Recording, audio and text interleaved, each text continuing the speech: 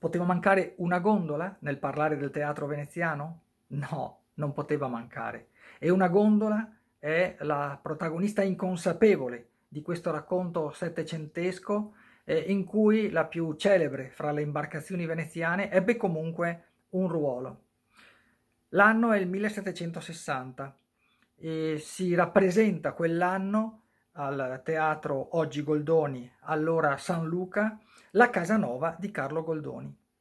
E un sacerdote di San Severo, che aveva una curiosità morbosa di vedere questa rappresentazione, ma non voleva farsi vedere mentre andava a teatro e comunque non voleva andarci vestito da prete perché i suoi parrocchiani non avessero a che ridire e perché non lo ritenessero insomma una persona mondana, decise di andarci di nascosto. Va fatta una piccola premessa. Il Teatro Goldoni, tutta la zona dove oggi sorge il Teatro Goldoni, è stata anche oggetto di forti rifacimenti tra 8 e 900 e lungo la riva del Carbon e in Calle del Carbon c'erano delle case molto basse.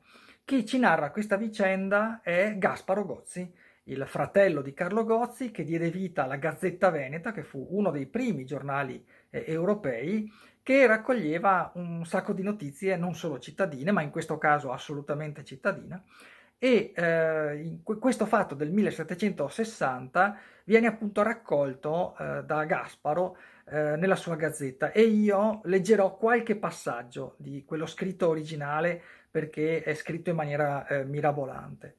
Torniamo al nostro parroco.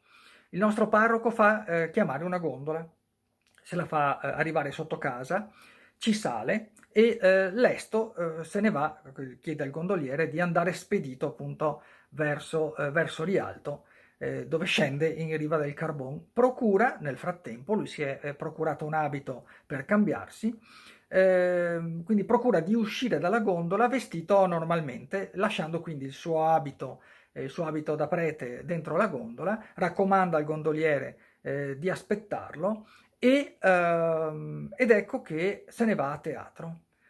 Passa un'ora e il gondoliere, nella prospettiva di trascorrerne o almeno un altro paio in attesa, non trova di meglio, è pur sempre carnevale, che salire sull'imbarcazione e vestire l'abito del prete.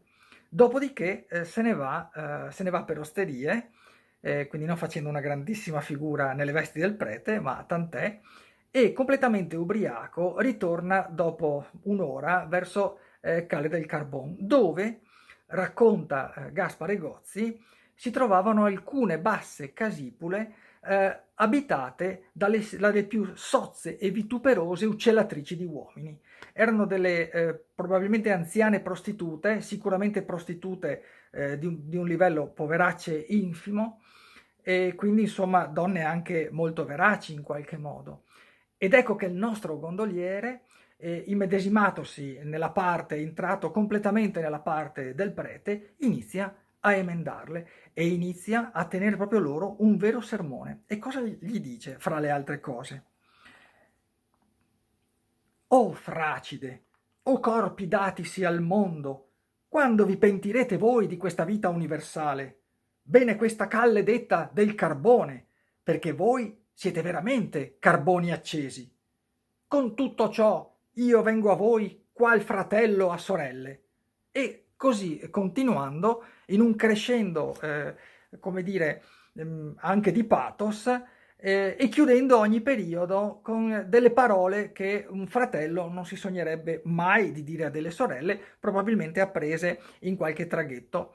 Le donne, che inizialmente lo stanno anche ad ascoltare, non capendo bene che cosa stia avvenendo, quando iniziano a intendere che colui che hanno davanti non è esattamente ciò che vuole mostrare, iniziano a rispondergli per le rime a modo loro, insomma, e lo fanno in maniera molto veemente. Arriva una pattuglia di birri, e il comandante di questa pattuglia avvicina questo prete sacerdote, scusatemi, questo prete gondoliere, e gli dice queste parole, cerca di dissuaderlo. "Oh vergogna", gli dice questo poliziotto, "che voi state qui a quest'ora di notte ad azzuffarvi con le cantoniere del paese. Andate, andate in nome del cielo." E il gondoliere si risente e dice: "Ah, misero me, che tu vieni a interrompere la più bella emendazione di costumi che io abbia mai fatto.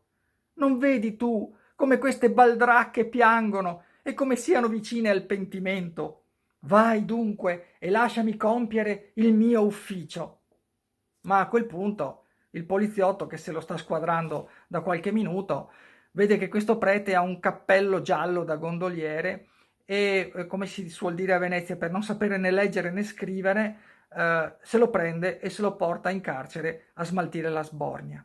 Finisce la rappresentazione teatrale e il nostro prete vero torna nella gondola, dove non trova né il gondoliere né il suo abito, e rimane lì in attesa per diverse ore, finché lungo le calli e le rive non passa veramente più nessuno. A notte fonda si decide ad andare a casa di un amico, a suonare, a chiedere aiuto a casa di un amico, e vi trascorre la notte. Il giorno dopo manda nella sua parrocchia qualcuno a fargli portare un nuovo abito, ed ecco che tutta la sua discrezione fu in un secondo solo appannaggio dell'intera città.